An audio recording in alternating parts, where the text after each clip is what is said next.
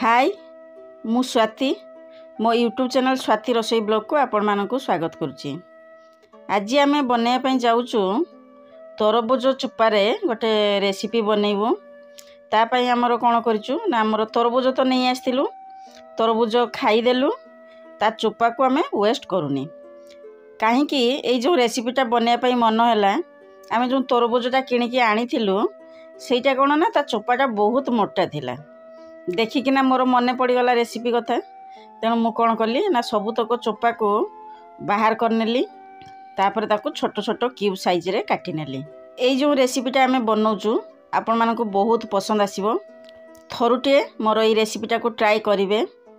आसंतु मो साथी रे मोर एई तरबुज चोपार रेसिपीटा को ट्राई करंतु।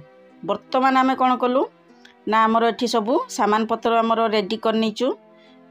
तरबुजा चोपा को तो भल से काटी नेलु ताको धोई देइचु बाकी तक मसला आमर रेडी कर देइचु। एथिरे आमे कटा मसला पकाउचु किछि बटा मसला आमे पकाउने ता संगे आमर आलू टमाटो गाजर काटिकी ऑलरेडी रेडी करनीचु। वर्तमान कौन करिवो कढ़ाई रे सोरिष तेल देई देलु जीरा कंचा लंका रसुण देकी ताको भल से आमे भाजी देलु टिके तापरे भुसुंगा पत्र आमर प्याज पकेकी आउ थोड़े भल से ताको भाजी नौचु सब चूना चूना करिकी आमे एठी काटी नैचु।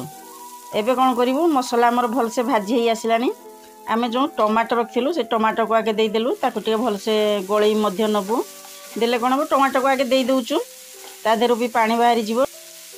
एबे आमर तरबुज जो चोपा क्यूब क्यूब साइज रे काटी रखिलु देलु आलू गाजर ताको भल से टिके मेली नेलु तापर आमर लूण हळदी गुंड देई देलु ता ऊपर आमे ग्रीन मटर आमर रखिलु ताको देकी 5 मिनिट आमर कवर कर दबो बाहर कर नौचु। एबे कौन करिवो ताको टिके भल से गोळेई नबो सबुतक आमर परिबा भल से गोळेई हेई जिवो सिझी भी आसिलानी। वर्तमान लंका गुंड धनिया आउ जीरा गुंड देई देकी आउ टिके कवर देई छाड़ देलु 3 मिनिट।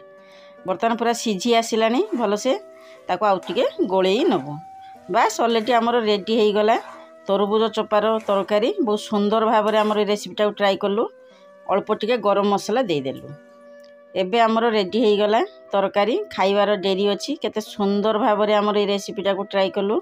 आपण मैंने थरुटे मोर ये रेसिपीटा को ट्राई करेंगे आपण मानक बहुत पसंद आसीबो। जदि प्रथम करी मोर वीडियो रे रहउचंती ताले मो चैनल को सब्सक्राइब करनियंतु साइड थिया बेल आइकन को प्रेस करिया पई जमारू भी भूलिबे नाही। मु जतेबेले नुआ नुआ रेसिपी छाड़बी आपण मानक सब नोटिफिकेशन मिल जिवो। कमेंट सेक्शन में जनइबे मोर ये तरबुज छिलका रेसिपीटा आपन को केमती लागिला ज़्यादा से ज़्यादा शेयर करेंगे। आम जो तरकारीटा बनाऊँ यहीटा भात रुटी पूरी परोटा सबुथिरे खाई परिबो। बर्तमान मो सारंकर टिफिन बॉक्स रेडी करनेली आमर सेथिरे रुटी सांगरे आमर ये जो तरबुज छिलकार तरकारी देइचु बहुत सुंदर भाव में टेस्ट आसीबो तरकारी रे।